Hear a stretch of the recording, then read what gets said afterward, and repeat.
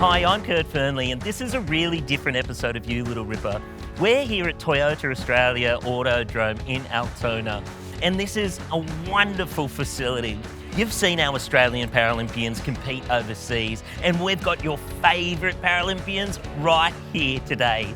We've also got Toyota's GR performance cars, and we get to take them for a spin. Now, I know you've seen Danni Di Toro. She is the heart and soul of the Australian Paralympic team and also the captain. But today, we get to see how she goes behind the wheel. Danni Di Toro, welcome to You Little Ripper. Oh, this is so good to be here, Kurt. How good is this? Oh, it is a beautiful day, and we have some amazing cars from Toyota. We have the GR Yaris, the GR86 and the GR Supra. How do you go behind the wheel of one of these performance cars? I don't know, but I can't wait to be be in a car when someone professional is driving it so that I can actually feel like my heart is going to come out of my mouth through my nose and just like blow my mind. I've been hanging for this day for a long time. Well, before we get to the nose and brains coming out, I'm going to be driving you through this course. Oh, now I feel sick. You've got to choose which car you go. I promise, we'll get through there. Which car here would you like to take for a spin? Yellow. Why? Well, because it's yellow. And yellow goes faster. Yeah, yellow is it's like actually my first Matchbox car that I ever had was like a little Porsche, and it was that colour, and I saw that, I'm like, oh my gosh, this is like a dream come true right now. So you're not used to driving portable hand controls, which is why I'm behind the wheel. Yeah, I know, which is a little bit terrifying. I feel like, do I trust you more than I trust me in a first-time experience? It looks like I do. You definitely trust me. All right, let's go for a bell. Sweet, let's do it. Yeah, the driver's side is there. Yeah. Which end's the Just front so you know. end? Wait, is it pointy end first? How gorgeous. Like, seriously, it feels like a Matchbox car, but bigger. Now watch the most ungraceful transfer you've ever seen. So you know what this is called? This is cripples in cars not crashing. Love it. What's your relationship to that word? Cripple? Yeah. Oh, look, for me, it's really, depends who I'm having that conversation with, hey? Like, personally, no one's ever thrown that word at me in a derogatory way or in a hurtful way, so I don't have any sort of negative association with that word. Like, I would refer to myself as a cripple or a crip, and you know, I don't have an issue with that. But I definitely appreciate that. You know, I'd be kind of careful about who I'm kind of saying that to. Yeah. I think more than anything. And it's also like, there's people that you can say that to and they're like, oh my God, you're not a cripple. I'm like, oh my God, like really? Just like, just stop. Because they would take potential offence on your behalf. Yeah, that's exactly right. Yeah. It's like, oh, you're so mean on yourself, or so hard on yourself, or so derogatory to yourself. But I'm like, actually, I'm empowered by that word. Yeah, I'm not bothered by that word at all. Like, I'm more bothered by the word Olympian. When people call me an Olympian. Instead of a Paralympian. Yeah, that's right. Like, I'm more bothered by that than someone calling me a cripple. Well, how important it is to be known as a Paralympian. Yeah, look, I think it's a really incredible, proud thing to be known as. And I think, you know, the more that the Australian public kind of gets to see, you know, our mob during a games, winter, summer, the more that they kind of get to appreciate who we are and what we do, the more I feel even more proud of our community. Like, you know, they've kind of paved the way for so many of us for so long on so many levels, you know, like the people that, I had my accident when I was 13, and the people that really, you know, helped me see what's possible and not be limited by everyone else's like wish to put me in cotton wool. It was our Paralympians that taught me that.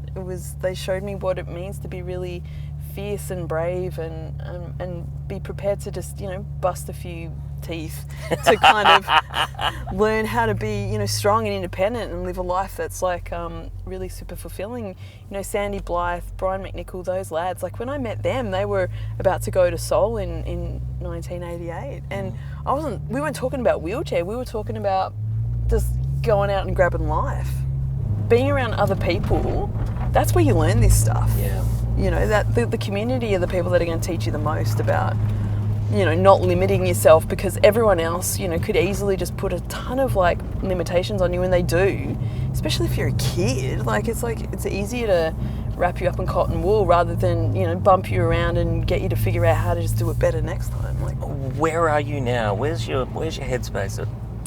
Oh, look, I've gone from a sport where tennis, it's very physical, it's pretty grueling, it's you being able to play 3 hours in 40-degree heat and do that year after year after year. And table tennis is a really different sport, and I'm really enjoying it. Like, I'm having to teach myself brand new things, and I'm turning 48 this year, and it's a really nice reminder that you can be agile, you can change, you can learn brand new things. And even though it's really hard and frustrating, and I'm frustrated often, I'm also I love it. Like, I love learning and I love pushing myself, and when you do it right, it feels amazing, and I just want to get better at it, and it's going to take time. It's one of those 10-year kind of runs, when you just start being competent. So I'm 6 years into a 10-year, and COVID, smashed me. Like, 2 years of not being able to travel and not being able to compete, that's when you learn about yourself, and that's when you grow. So I just didn't get that chance. So I just want to get better and keep doing it until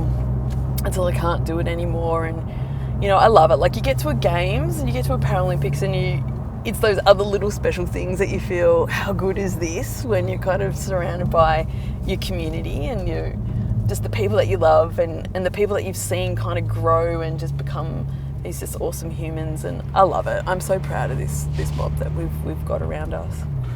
I know you're really excited about getting a professional driver in here. Yeah. Because there is something about being in the presence of somebody that is like at the top of their game. Yeah. Yeah. But how do you feel about going fast now?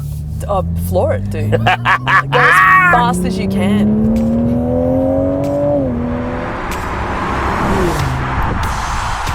I feel like that did nothing to me.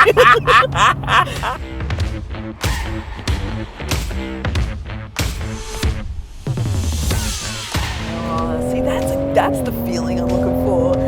Yeah. I get thrown in the back of the seat. That's good. You can tell me later how fast that was.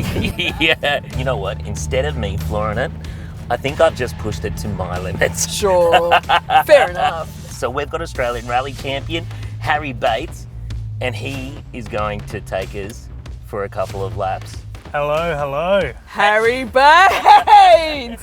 Welcome. No way. Oh my gosh. Are you going to drive me around really fast till I spew? That's the plan. Oh! I hope you're ready. Can't wait. I am the one that's more likely to spew. Danny's raring to go, mate. I think it's time. All right, let's do it. What are you doing in there? Come in here. Yes! Are we ready? Hit me with all of it. All right, Yeah. let's go. Yeah.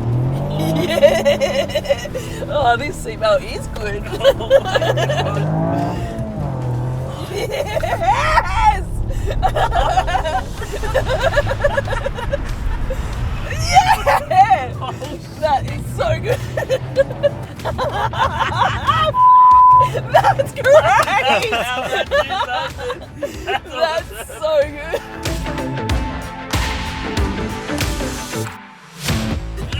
Thanks to the guest appearance of Harry Bates, the Australian rally champion, and the legend Danni Di Toro. Jeez, man, I'm a Yes! So good! Oh my God. So good! So good. Oh, can we go again? Yeah. Yes! I reckon Kurt's saying no. I do like it.